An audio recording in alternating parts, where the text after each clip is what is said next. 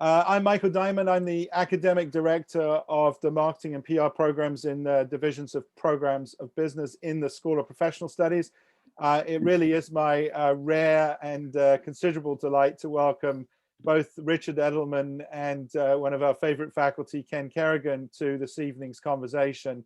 Ken, as many of you know, is a VP now at Infinite Global, a former EVP at Weber Shandwick of corporate reputation and brand, and the author of a wonderful book on PR that he shared with many of you in previous talks. Richard Edelman is the CEO of Edelman Inc. and a much heralded figure in the industry of PR and communications, both as an innovator and as an advisor to major companies and institutions and government. And we're absolutely delighted to welcome him to our community of faculty and scholars and students. So I'm going to turn the proceedings over to Ken and to Richard directly. We'll have a sort of shortish presentation, and then we'll try and keep as much time for Q&A. If you have any questions you'd like to put to Richard and Ken, please do so by using the Q&A bubble down the bottom of your Zoom screen. And we'll try and work through as many of them as we can. And if we miss any, we'll follow up with notes after. So without further ado, welcome, and over to you, Ken and Richard. So Ken, I think I'll start by just summarizing the 2021 Trust Barometer in 3 or 4 minutes.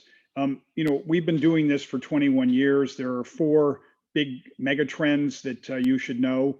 The first is that NGOs historically are the most trusted institution, well ahead of business, government, or media, because they're the other. They're civil society. They're the good guys. They don't have a stake in the game. Second, that trust, which started as a top-down phenomenon from Moses, then became about 10 years ago peer-to-peer, horizontal. And now it's become local. That it's the highest trust is in my employer and actually my company's newsletter more than media, a shocker.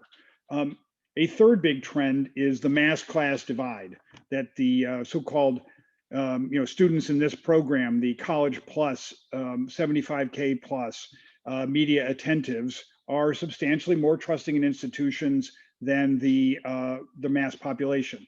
And we have observed this first in the US, UK, France, and then now it's more transversal.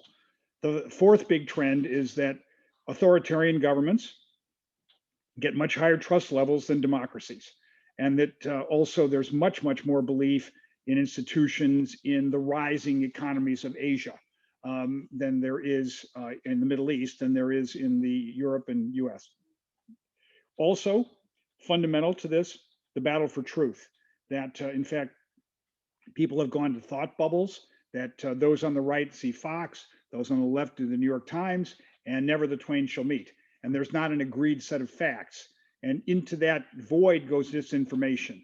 And so anyway, the key finding for this year's study is the information bankruptcy, the idea that somehow we cannot get to truth. And it's because our leaders are liars. It's because trust in platforms and the media has completely disintegrated, and especially in social. And yet we have very bad information hygiene. We're our own worst enemies. Half the people say that they share information without checking the source, and that they check it on basis of one source or personal experience, and therefore it's fact. There we go. Also, mainstream media is deeply distrusted because it's seen as biased, politicized, chasing clicks, and opinion, not fact. So it's a fundamentally unstable trust environment. Also appreciate that as of May, government was the most trusted institution in the world because it was the only hammer big enough to deal with the crisis. And yet here we are 6 or 7 months later, and business is the most trusted institution because government has failed to deliver vaccines on time and to control the horrible pandemic, which actually cost me my mother-in-law, who died in Mexico 6 months ago. So here we go.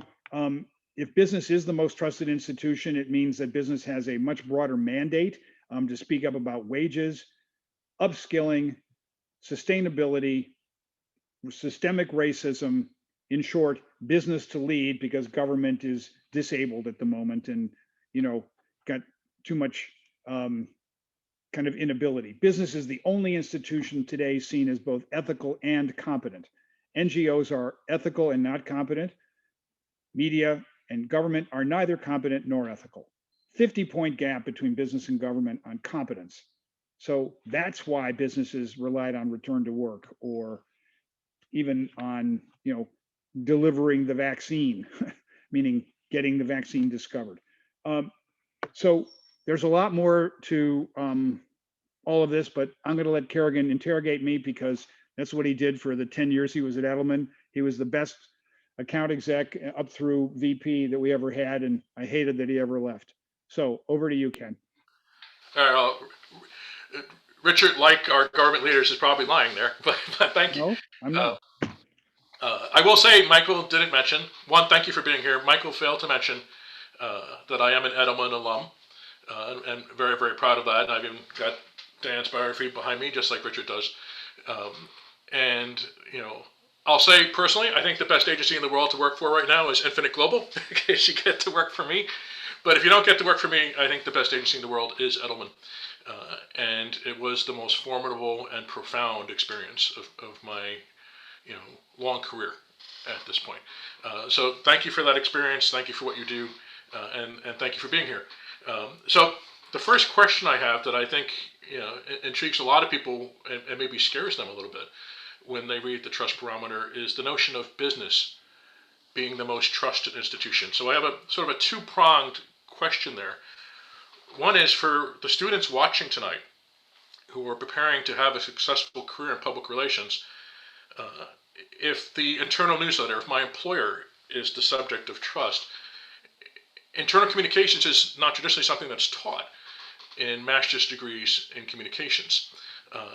So how much of a shift should there be in the future of PR being as much internal as external is the first question.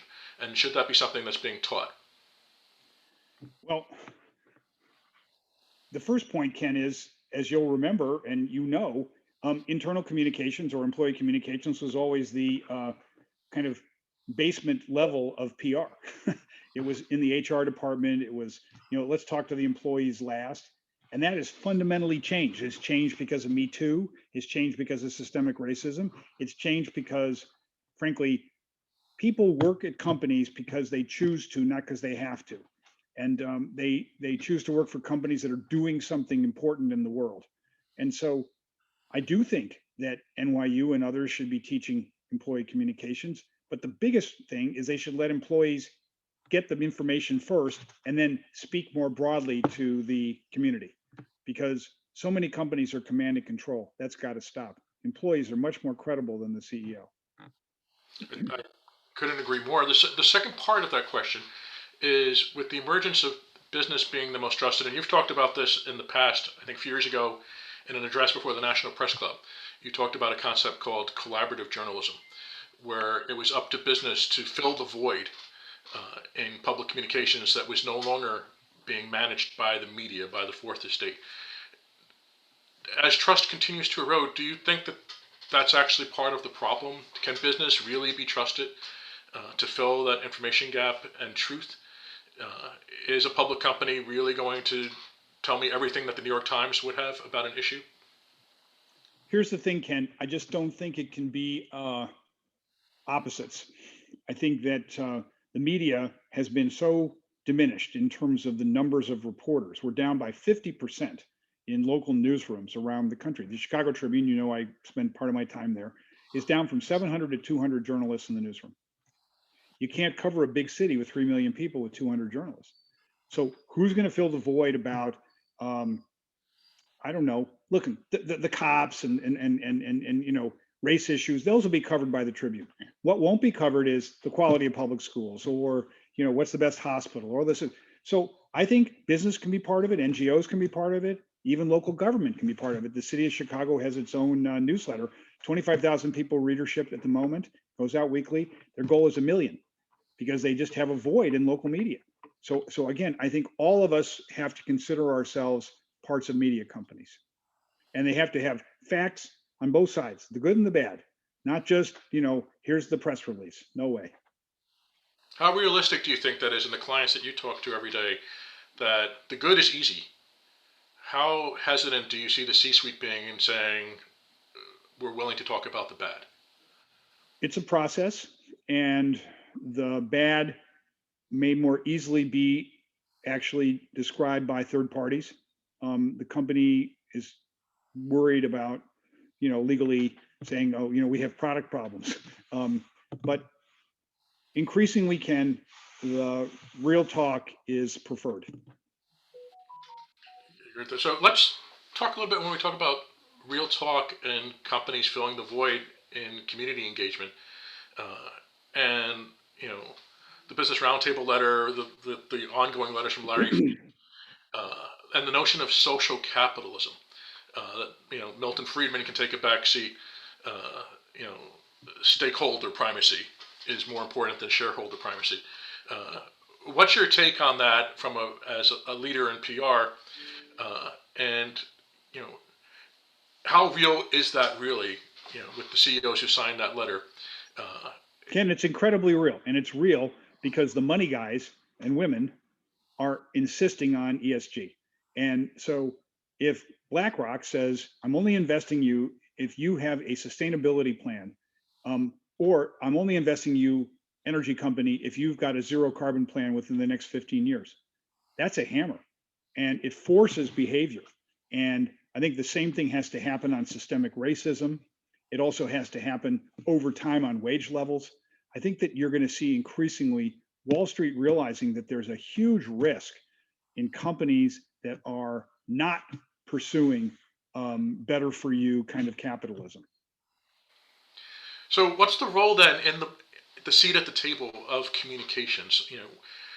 When I teach, I often say you need to look at the public relations function on the corporate side, maybe the brand side too, of being the corporate conscience of the enterprise. Who's convincing the C-suite to say and do the right thing? Do you see that happening organically as CEOs talk to each other and come back from Davos and say, we've got to stand up on climate change, we've got to change? Or is that a conversation that's really being driven by the CCO? And should it be? Well, the CCO should be, in a certain way, Thomas Becket to Henry II, to say, I'm sorry, Your Majesty, that's not correct. And the importance of being the skunk at the party couldn't be overstated.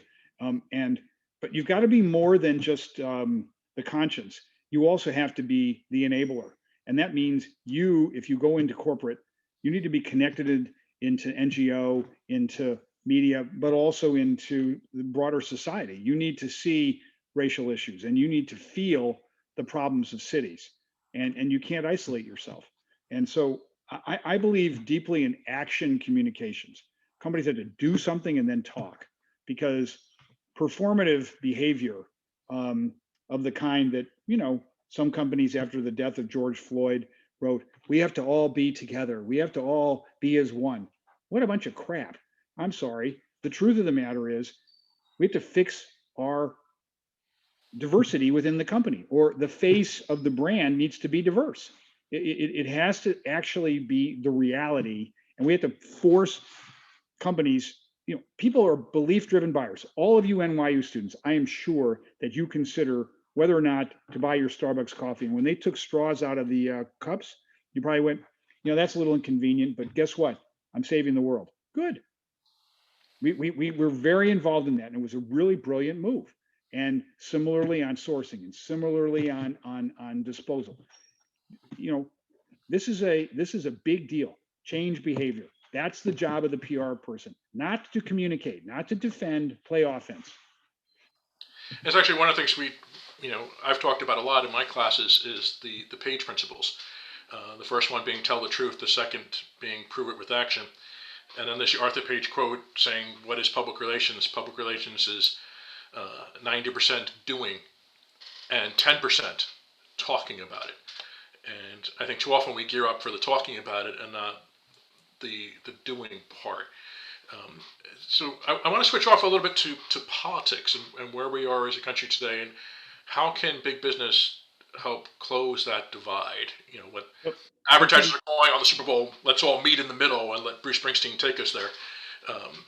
How do we close that gap, and internally and externally? Because there are large companies where even the population of employees are divided and split.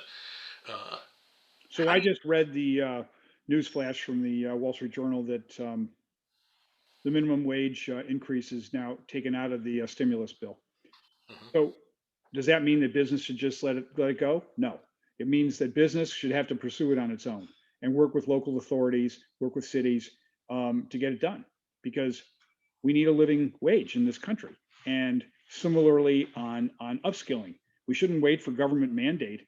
If you know that retailing, financial services are going to have a revolution where automation is going to take the place of jobs, we have got to get people upskilled. You students, it's your parents who are going to be out of work, and they have got to be able to compete and not just go on unemployment or retire. And so it's urgent that we get community colleges improved. It's urgent that we get companies to take the responsibility for those people they're going to sever. You know, I think that's 100% true, and a sad thought of what the unemployment situation is going to continue to be in this country. I want to shift back to the notion of truth, and I think you referred to it as the war on truth. And you know, in my book, I have a chapter called "The Death of Truth," and one of the thoughts I have there is that truth isn't free. Truth needs a financial backer, and that backer used to be advertising that sustained newspapers and the evening news. Um, as the leader of the largest PR firm in the world, um, what's your level of concern with the fact that the media is disappearing piece by piece? The Wall Street Journal is getting thinner, and people no longer believe what they read in the New York Times. So it upsets me deeply. I have high hopes that opinion is replaced by fact, that stories don't come from being led around by the nose on Twitter. But we have to also prepare for a future where mainstream media continues to shrink and that only the wealthy can afford it, because the price point has become a barrier to entry. So that's why employer communications are important. It's also why we need to encourage social participation by corporations such that disinformation is not allowed to sit there. You know, the classic crisis communicator will say, sometimes it's better not to say anything because you encourage the crazies and all this. I think that's wrong advice, because distortions get so accelerated. I got my second vaccine on Tuesday, and my sister said, "Well, you know, I heard that there are microchips in the vaccine. I heard this from my boyfriend." And I said, "Well, I think he needs to go have his head examined." But you know, here we are. It's we have got to counter falsehoods, and it's got to be fast, and it's got to be third party and credible. And companies have a huge responsibility for getting the discourse to be a lot higher quality. And sort of the ad council is starting to step up with that. The Journal had a story on that this morning, but I'm not sure if advertising is the way that works. I think people are looking to their employers to tell them, you know, what's our policy on coming back to work. And I know you and I have different points of view on this. I think, you know, I read recently where you posted that you felt, you know, big business shouldn't be force employees to say you must be vaccinated to return to the workplace. And I posted back saying, well, if they don't, people won't do it. So what is the role that business should play? And Business should play the role of educator, cheerleader, enabler. But the reality of the moment is that more than half of Republicans say that they will not be vaccinated. We have to address this through a political prism. We have to get former President Bush. We have to get other Republican heroes, Arnold, you know, others, to say, come on, guys, this is not a matter of freedom. This is a matter of, you know, you want to go see your grandma, or you want to, you know, be part of a society that functions. We have to take it back from a political lens. And business, if it mandates, will be flipped on its head, particularly by the left. Because it'll say business is way beyond its ski tips, and you know, it's just like when Dorsey and Zuckerberg took Trump off of social, and you know, it's business is always in danger when it goes on its own. Got to have government involved. And you know, one example that made me think when a business stuck its neck out on a social issue on its own and really got lampooned for it. And I think Edelman may have been the catalyst for this. And this was Starbucks and the Race Together campaign, which, you know, I teach as a case study, and you know, talk show hosts like John Oliver openly laughed at it and said, "What a dumb idea! Starbucks shouldn't be talking about diversity in America." Fast forward past the murder of George Floyd, and suddenly it's, why aren't you talking about racism in America? So Was how it just how talk of prescient George was Floyd? Howard Schultz? How prescient was Howard Schultz to understand that after Ferguson, there needed to be a national dialogue about race, because we were in a bad place and we weren't talking to each other. And you know, Starbucks is a exceptional company in seeing ahead of the curve, and Schultz is an amazing guy. And Kevin Johnson's continued to be a great person as a leader of the company. I think they were way out in front, and now, you know, I wonder. And I teach the case study, wondering when people come back saying, "Do you think it was a bad idea?" And more, as I teach it, students say that was a great idea. I don't understand why people thought that was funny. Getting But back you know, to Ken, it was followed up by a campaign over that summer where I think 100,000 African American youth got jobs in stores, not just Starbucks, but you know, 20 other companies signed on to hire 4,000 each as interns. What a game changer! You know, we have to change the reality. That's the essence of PR. Change the reality. So there's a number of questions that have come in that are sort of interrelated. So I'm going to try and package them in a neat little bow. And of course, it's the question you probably get a million times: how do I get a job at Edelman? Just write me an email. Okay. Richard.edelman@edelman.com. And if you get spam blocked, it will be r.w.edelman@gmail.com. All right. So, what are the skills that they need? I know you launched a new, content department. How much of what you're looking for has changed? Are you looking for people with, comm tech experience? Where back in the day when I joined, it was, can you pitch? I still like people like you who pitch, but I also like, do you have data and analytics skills? Are you multilingual? Are you multicultural? Are you able to help us on identifying influencers? And are you able to also intuit societal changes? Are you able to be a planner and a thinker? I think those are all important. And, one of the things I teach in my class is Bernays in '64 wrote a wonderful book called Your Future in Public Relations. And he listed the 8 characteristics of the successful PR person that are still exactly that. It was read as much as possible, have a broad worldview, listen, honor confidences like a doctor or a lawyer. So, Michael, are there questions that are coming in that I don't want the students feel that they couldn't ask a question with the few minutes we have left? Yeah, I think questions about careers, which you covered well, how to get a job, how to get ahead. I think there's also some interest in social media platforms, and how do you see platforms like Clubhouse that's just emerged? I mean, are these new venues and opportunities for communication, or is it just more noise? I guess the question would be, Richard, when you see these developments in the marketplace and you think about them strategically, you think about advising CEOs on what to do in this space. What's the lens you use to filter through all the innovation? I mean, my wife's already addicted to Clubhouse. I mean, and I'm a sort of late joiner, but anybody who says that Clubhouse is going to unseat Instagram or Facebook is just way overstating the case. There are 4.5 million people on Instagram.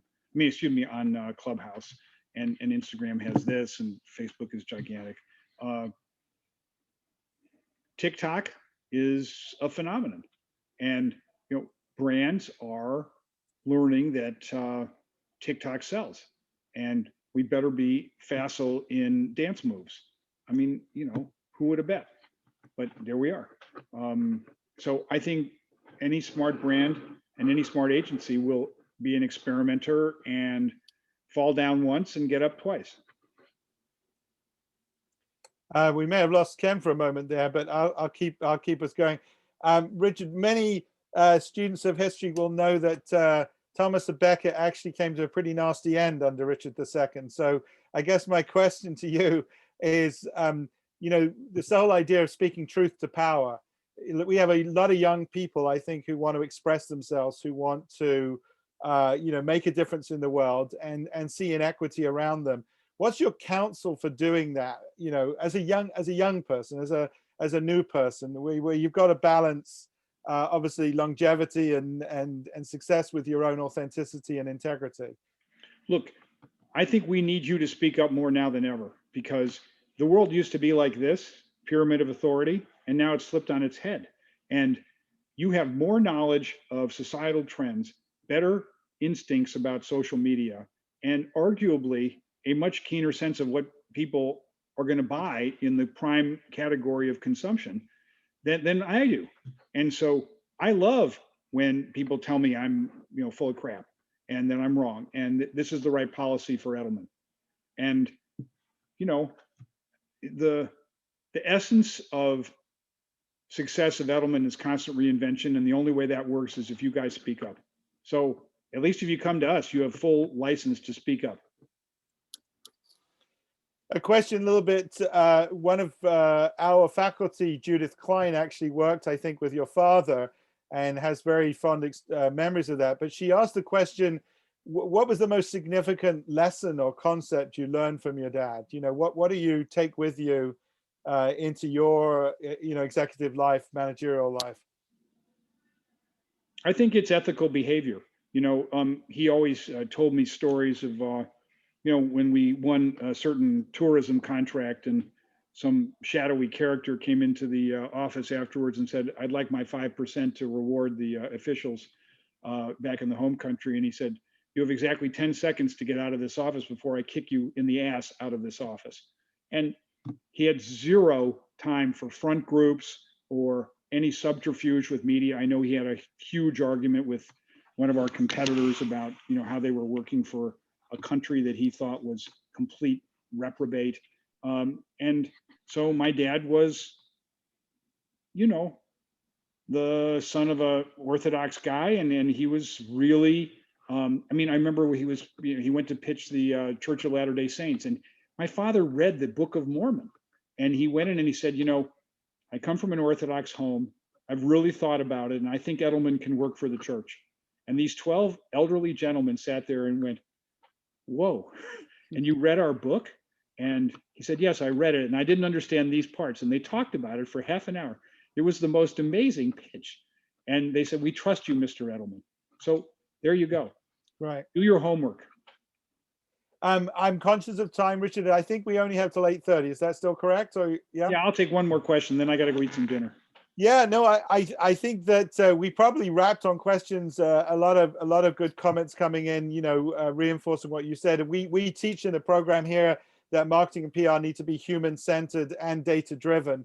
And I know you and your team talk a lot about data and empathy. And I think you captured very, very well the balance of those two things and how that will play out in terms of trust. I think we may have lost Ken, so I'll do the wrap and say thank you to you. It was a real distinct pleasure, Richard. We look forward to seeing you back in the classroom, and on behalf of all the students, many, many thanks. All right, so all of you apply. See you later. Yeah, we have your email. You're going to be spammed with applications. Okay, bye, guys. Well, thanks very much.